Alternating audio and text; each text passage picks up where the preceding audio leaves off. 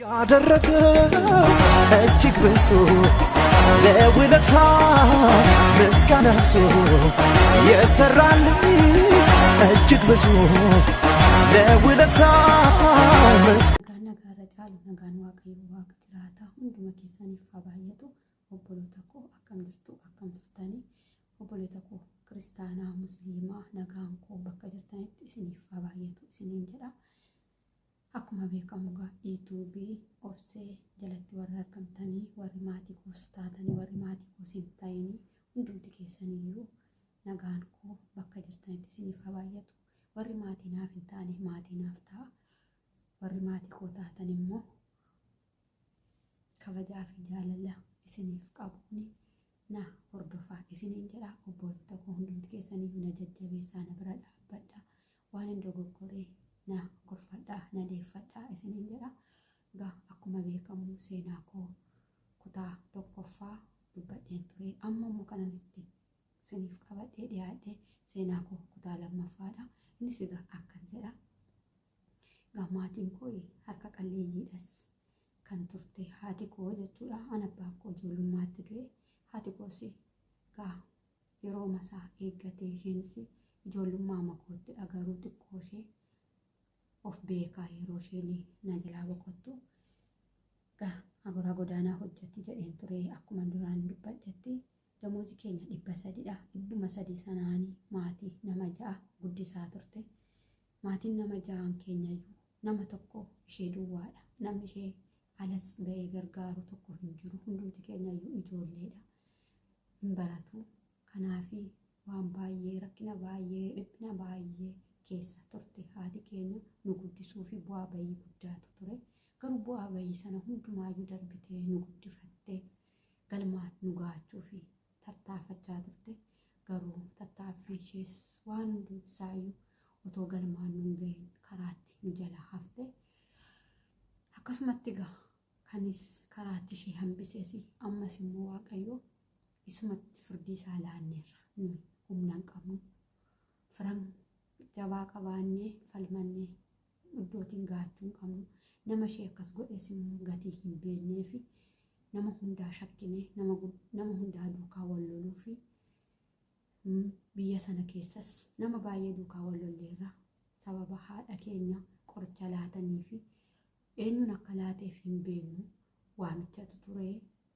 Iddoo wal gaggeessu akka pirogiraamii wayii uummatu hundumti isaanii walitti buusanii yeroo namni biyya tokko deemu wal gaggeessu walgalatuma wal gaggeessanii sana keessatti eenyuun akka qoricha laateef hin beekamu nyaataan jechuudha.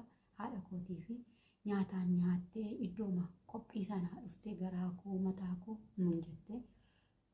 Immoo durumaan xiqqoo mataan hin dhukkuba. Akkuma sana seenee qoricha mataa bobuu laannee fi buna fa'aa danfisnee dhimma zimmannee tuma cimaa dhufee numa dhukkuba na guba garaa koo na guba jettee naani achi baqaa obboleessi koo obboleettiin koos mana yaalaa haa deemtusti jedhanii ambulaansiin immoo naannoo keenyatti kaambii gatii ta'ee fi ambulaansii yookiin makiinaa isinii eeyyamamaa jechuudha. Achi warri beektanis beekuu dandeessu. Achi makiinaa waamamee haadha koo fudhanii mana kiimii gaafa geessanii qorichadha kanii gargaaramtee jedhaniini. Qoricha maaliif dhugde jedhanii ani qoricha hin dhugne jette.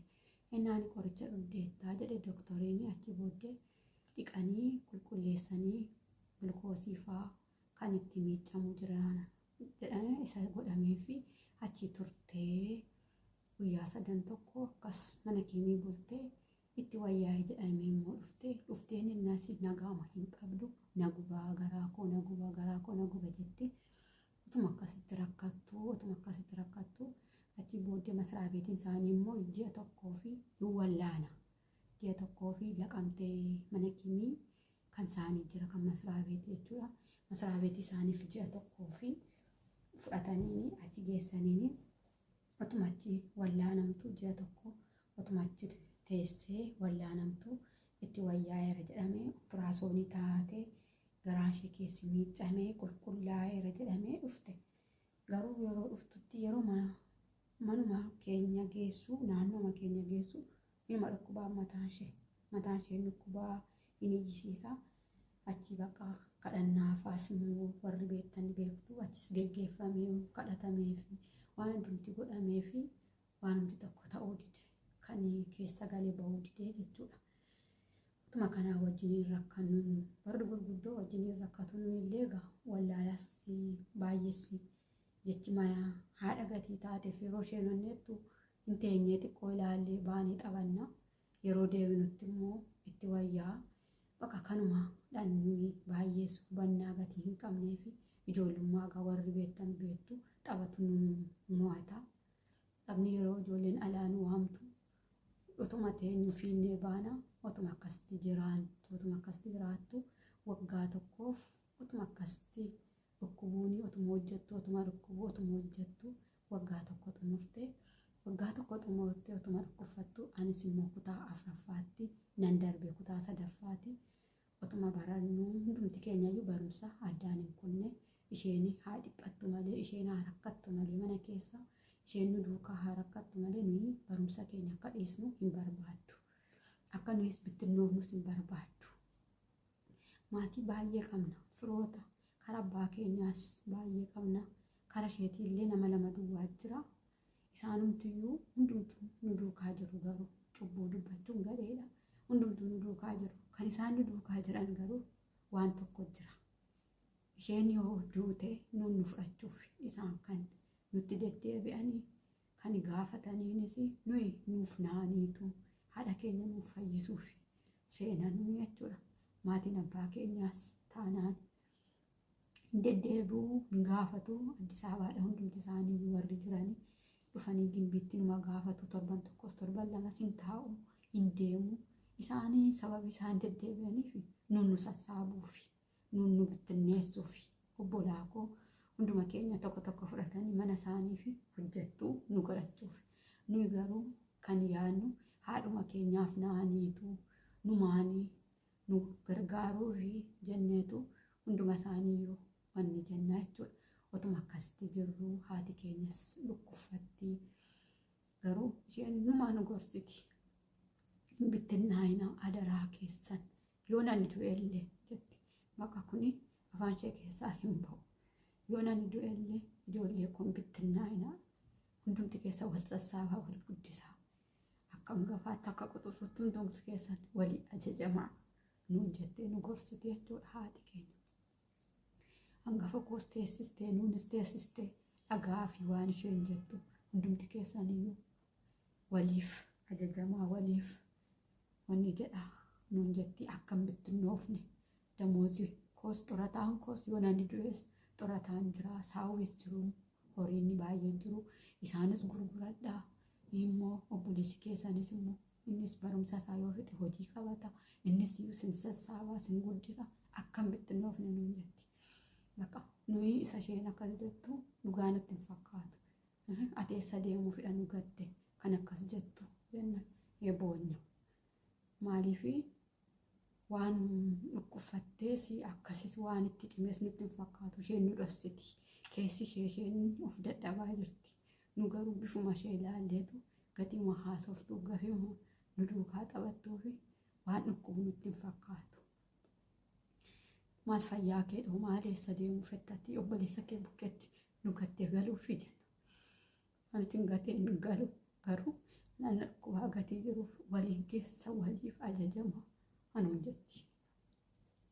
Otuma akkas jennu gan isheen waggaa tokko xumurtee waggaa tokko xumurumaaf kaati. Xumurumaa fi ji'a muraasa tafee jechuudha. Ittuma cimee bakka ittuma cimee hin dhukkubeeni coggaarraan ishees baay'ee miidhame sababuma qorichichaatiin haa ta'u hin beeku garuu baay'ee miidhame coggaarraan kee jedhame mana kiimii qorichas kennamee fi mana kiimii inuma deddeebitii inuma dhatti maqaa saawwa jiruunis immoo inuma gurguranii mana kiimii kana wayya jedhu namni keenya gaa tokko haasaa kuni har'a kana wayyaa doktora kanatu gaariidha jedhu doktorri kun baay'ee gaariidha nuun jedhu achi gurguranii immoo birris immoo waanuma qaban immoo fuudhanii immoo geggeessutuma jedhamu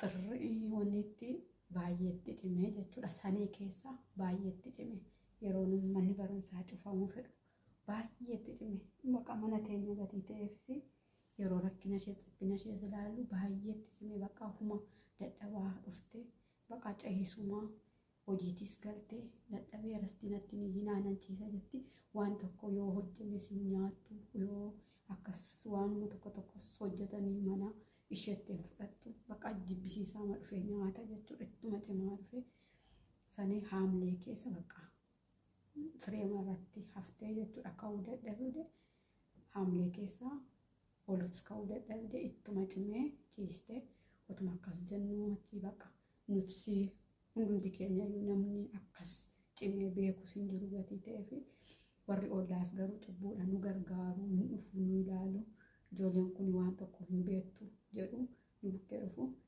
achi obboleessi ishee nu dhufee nu bukkee nu bukkeetuma taa'u ji'a tokkoof wayi nu bukkeetuma taa'u taa'ee hojii isaa gatee jechuudha. Ani fudhadheen deemaa achitti ni yaalchisaa jedheenaan hin didde ishee ijoollee koo bukkee maxxandoo malee hin deemu eessayyuu jette hin didde. Hundumti keenya yoo akka isheen deemtu barbaadna maaliif yoo isheen fayyitee dhuftedha kan nutti tolu malee yoo isheen dhukkubfattee nu bukkee teessee waan nu gammachiisu tokko hin qabu. Yoo haati keenya garuu fayyitee dhufte nu gammachiisa gatii ta'eef nu haa deemtu jenna isheen immoo ijoollee makoo bukkeettan du'a malee asumatti na waalama malee ani eessayyuu hin naqu jettee diddee atuma akkas jettu sanee haamlee naasee gaafa 12 gaafa 11 duute gaafa 12 awwaalamte akka tasfaa keenya kutannee nuunis hundumti keenya iyyuu warri duraanis eegaa turanii maatiin keenya obboleessa abbaa keenya obboleessa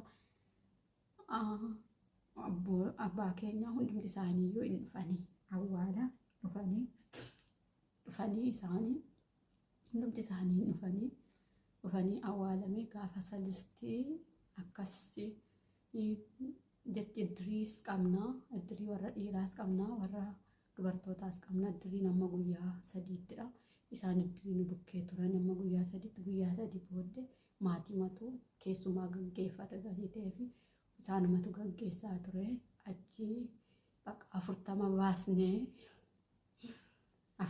baasneetu sin fudhannee deemnaa nuun jedhani 40 baasneetu sin fudhannee deemnaa hamma 40 ba'utti asuma taa'a deemnee dhufnee sin fudhannaa jedhanii isaanii nu mari'asiisanii jaarsolii fa'aa fidanii nutti himanii jechuudha. Hundumti keenya iyyuu iddoo itti fittinnoofnaa jechuudha. Warri kuunii warra dubartootaan nu fudhataa warra kaanii warra dhiiraan nu fudhataa nuyi shamarri shanidha. Shanan keenya mana 5 deemnaa jechuudha. Nama 5 bukkee deemna obboleessa koo duwwaa manuma abbaa isaatii haa taa'u inni dhiiradha kan maal hojjetaaf bu'aan qabunni.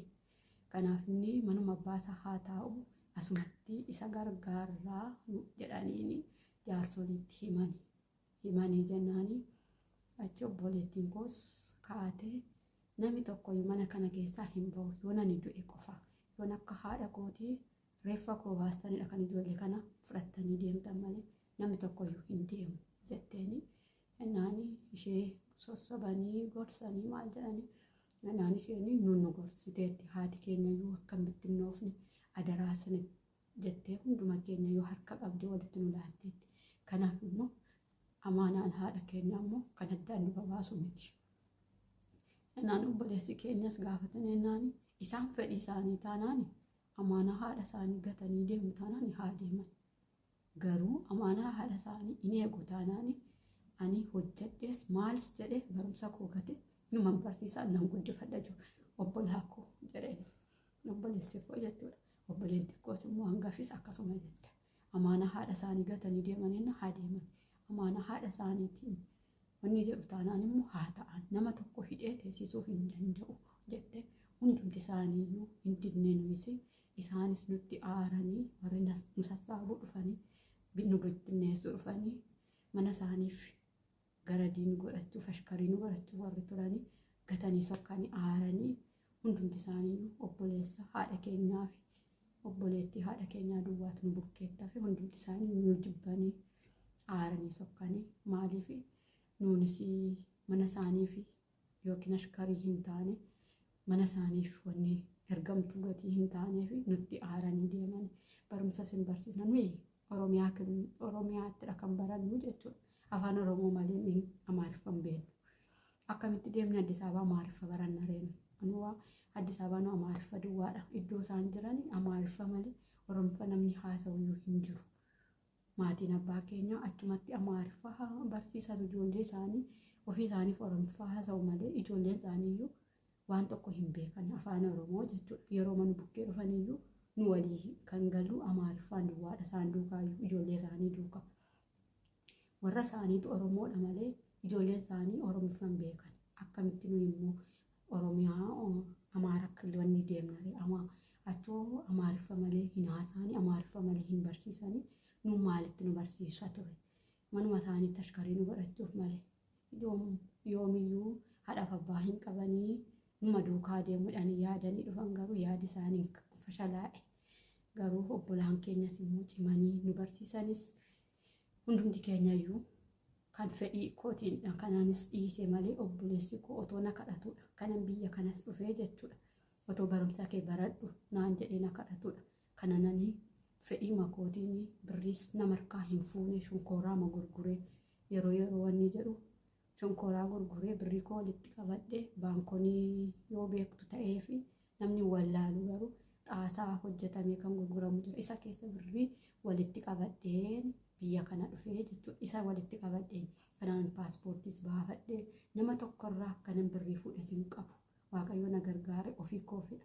Otoo manaayyuu na didanii obbolaan koo hin deemini biyya ormaa maaliif deemta barumsa kee baradhu. Anoo deeme isiniinis isin gargaara ofii koofis of hin gargaara. Barumsa koo deebi'ee dhufe nan baradha jedhee man dideeni biyyaa bahee jechuudha. Kun ammas ergan biyyaa bahee Waaqayyoof galannaa ta'u isaaniinis gargaare ofii koofis gargaare waan na barbaachisus godhadheera. Gooftaan galanni guddaan isaaf haa ta'u jechuudha. Akka isaan nu bittinneessuuf jedhani garuu hin taane Waaqayyo walitti nu qabee Waaqayyo hundumaa keenyayyuu walitti nu qabee warri heerumus heerumee warri barumsa baratis barumsa isaanii fixee ni hundumti isaanii iddoo isaanii qabataniiru. Waaqayyoof galanni guddaan haa ta'u jechuudha. Haati keenya lifaatii ishee dadhabumti ishee lafatti nafne kan nu guddistee biddeen toshitee ija nama meeqaatu rukutee nu guddiste. Kanaaf immoo ammayyuu yoo nu ilaalanii ijoollee abalu yeroodhaan baay'ee nutti tola. Maaliif hin kashalabboofne karaa irratti nafne karaa irratti hin kufne Waaqayyo nu gargaare iddoo hundumti keenyayyuu warri mana qabatanis mana qabatanii daa'ima horatanii haadha keenya fakkeenyadha kun jechuudha. Otoo obbolaan keenya nu sassaabne ta'e otoo obbolaan keenya walitti nu qabne ta'e dhimma mataa keessanii akka barbaadan deemaa jedhanii nuyis iddoon taanetti kufne iddoon taanetti caccabne teenya ture. Garuu obbolaan keenyas immoo walitti nu qabanii hangafooti keenyas quxusuudhaaf naatee hangafaaf na'ee hundumti keenya wal sassaabnee wal guddifnee as geenyeerraa jechuudha. Amma immoo hundumti keenya yoo harki keenya Waaqayyoof galanna ta'u. Nurraa hafeeyyuu Waaqayyoof galanni guddaan haa ta'u. Ijoollee haadhaaf abbaa hin qabne dhugaa dubbachuuf ta'ee jechuudha. Mana obboleettii kooti nama lama jira. Ijoollee haadhaaf abbaa hin qabne jechuudha. Fuutee of bukkee keesse anis nan gargaaraanii anis nan barsiisaa si birrii erge jechuudha. Ijoollee sana naannooma keenyadha. Naannooma keenya Wallaggaadha. Garuu nu bukkee taa'anii baratu jechuudha. Yoon deemee fi viidiyoo waraabessiniin gadhiisa YouTube irratti ijoollee lama haadhaaf abbaa hin qaban jechuudha. Ishee tokko immoo yoo Waaqayyo jedhe dhiyootti hin dhufti. Piroosesii jalqabee fiiraa jechuudha xumuraa fi jira. Yoo gooftaan jedhe viidiyoo wajjiniin hojjedheen sin agarsiisa. Yoo naannoo nan jirutti dhuftee jechuudha. Isheenis Dubaayii jalqabdeetti piroosesii anuma birrii ergeef of jajumsaaf otoo hin ta'in nama gargaara jechuuf otoo hin ta'in jechi ofii koo ofirraa hafee ofii koof ofitti amanamummaa qabaadhee waan duraan rakkadhe gatiin beekuuf haati koo akkamitti akkana guddiste gatiin beekuuf obbolaan koo immoo haadha kootii baatanii akkamitti akka kanaan nagaan gatiin beekuufi ani immoo nama na dudduuba jiruu fi na'umsa qabaachuun qabaa jechuudha. Nama harka qalleeyyii immoo ilaaluun qabaa jechuudha. Birrii qaba jedhee of jajuu otoo hin ta'in birriin qabuun sanaan immoo dadhabaa gargaaru ijoollee haadhaaf abbaa hin qabne barsiisuu narraa hafee otoo hin ta'in yooman daftara tokkollee waggaatti bitee fi unifoormii illee yoon bitee fi birrii 2,000 yoon ergee fi daftaraa fi unifoormii hin gahaa jechuudha. Nyaata isaanii immoo isaan asii achis jooranii hojjetachuu danda'u jechuudha. Manni barumsaa namni tokko yoo danda'e waan guddaadha jechuudha. Kanaafiyyuu hundumti keessan immoo yuutuubii koo sabiskiraayibii, laayikii, balleessaa yoon qabaadhe immoo na gorfadhaa, na deeffadhaa. Waan hin dogoggoree jiraate immoo kun irratti sirrii miti kun sirriidha jedhaa na gorfadhaa. Obboloota koo wal malee waan tokko hin qabnu gatii ta'ee fi na jajjabeessaa, na bira dhaabbadhaa. Isiniin jedhaa viidiyoo isinitti baay'iseera. Turtii gaarii isiniif haa ta'u, oolmaa gaarii isiniif haa ta'u, nagaan naaf oolaa. Waaqayyo isin duukaa haa ta'u, hunduma keessaniyyuu isinin jaalladhaa. Obboloota koo musliimaa, kiristaanaa nagaan naaf turaa. Turtii gaarii isiniif haa ta'u. Warri maatii naaf hin taane irra deebi'aa maatii naaf ta'a, na jajjabeessaa, na bira dhaabbadhaa. Nagaan naaf oolaa. Oolmaa gaarii isiniif haa ta'u. Waaqayyo hunduma keessan duukaa haa ta'u. Biyya keenya Oromiyaa, Itoophiyaa Waaqayyo nagaa isaaniif jaalala nuuf haa buusu. Nam warra dhumaa jiru kanallee Waaqayyo qabbana isaa haadha hiyyeessaa bo'aa jirtullee imimmaa isheef haa xaragu. Hunduma keenyaayyuu biyya keenya nagaa haa godhu. Nagaan naaf turaa. Turtii gaarii isiniif haa ta'u. Baay.